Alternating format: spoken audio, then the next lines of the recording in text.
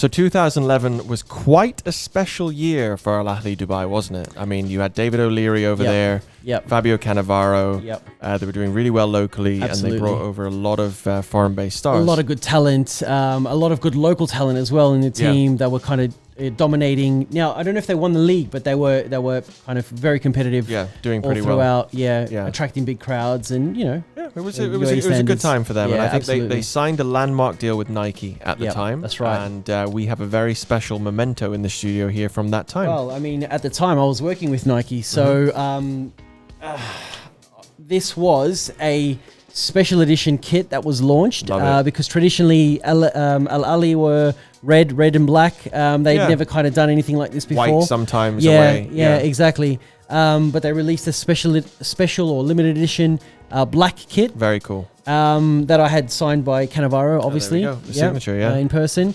Just because it got to the point where I used to do quite a bit of work with them and just kind of produce a lot of content for them on behalf of Nike, of course. Yeah. I would go down to the club and just kind of walk into their offices, and there's David O'Leary, and then I'd turn around and there's Cannavaro, and I'd be seeing him kind of like sitting around some legends on the regular, and he got to kind of know me over time, and we got talking, and he'd just kind of share some very random but very cool stories with me. Excellent. And a story around this was that we're just having a chat, and obviously I'd picked this up off the rack. He signed it, and I was asking him about it. We got talking about the World Cup, and he mentioned that actually he had known Fame prior to winning the World Cup, right? He'd always said, he'd won the Ballon d'Or. Yeah. The only defender, I think, at the time to have won the Ballon d'Or. He'd won Champions League with Real Madrid. He'd won titles. Yeah. And he was saying, he knew Fame at that point in his career. When you win the World Cup. Yeah, but he didn't know how famous he would be until he won the World Cup. Yeah. So he was kind of telling me how his life completely changed, just when he picked up that trophy.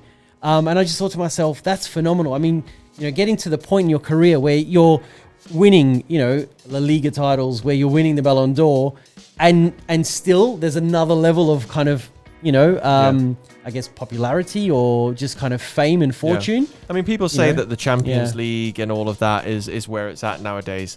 The World Cup is the pinnacle. Absolutely, hands down. You win that tournament with your country. What it does to your country, is indescribable. So for me, that's the number one competition. It just, I feel that it's kind of lost a bit of its edge. So just on that point, I feel that it used to be a lot more revered. And that it's not as it is the holy grail of football. Yeah. It's just I don't feel it has that kind of reverence anymore. Try going to Brazil and saying that. I won't.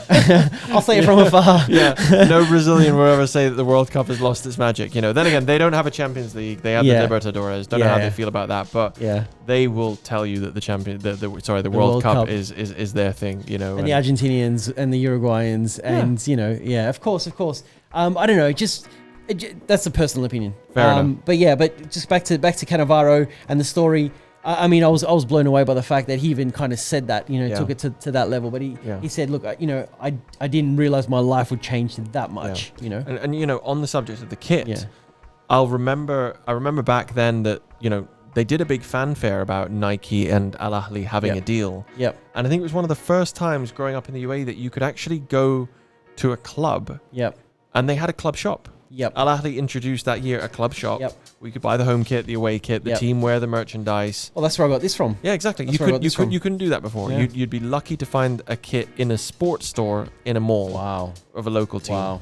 And now all of a sudden clubs are selling it themselves. It was great because I'd always wanted to go and buy something local. Of course. And it's still not in every club. No. Not every club in the UAE has their own club shop. Because it's an investment, and I don't know if the clubs kind of have that mentality. It's weird to say, but I think they're kind of more focused on, right, let's get the players, let's get the team set up. Yeah, playing good football and merchandise. And then everything else kind of comes secondary, Yeah, true. But I really like what they did back then. It was good that you could just go pick this up and... Oh, no, look, there was a great buzz about the place. Again, we used to do a lot with them. We used to film. I shot, did several shoots with Cannavaro, which is just great. It was great to have like a local hero... well, not a local, but like an international hero locally, that we could kind of leverage for these opportunities, and I think Nike were responsible for, any kind of kit requirements he had as well. Yeah. The local office here, So it was great, like with taking pairs of boots, embroidered, and just like it was just really kind of fun to be around, Really cool. Yeah, definitely. I want to check something with this kit. So it's got Toshiba, everyone knows, on the front. Yep. You've got BMW on the shoulder. Yep. AGMC. Yep. Is there a watch company on the back? Of course there is. Yeah, there is. Graham Watches. Oh goodness me! Yeah, what's that all about? I've never heard of them before. Your guess is as good as mine. I've got the home kit of this, and I remember seeing that, and then looking at the back, it'd be like Graham Watches. I wonder where they went. So if anyone out there's got a Graham watch, let us know. But yeah, we'll look that up after this and see what happened to them. But phenomenal. Yeah, great story behind a great kit. Yeah. Really like what they were doing back then, and Cannavaro, what a player, and we have his signed shirt right here. So unfortunately, they no longer exist. They've been absorbed, and they're kind of part of Shabab Al Ahli. So Al Shabab Club, Al Ahli Club merged into one, two clubs combined. It was the weirdest merger of all times, honestly, because I think Shabab had just won the title, I think, or it was something like that. They somehow just put the two clubs together overnight and formed one. So kit like this vanished to history, but we'll always remember Al Ahli, Fabio Cannavaro, David Leary. Great effort.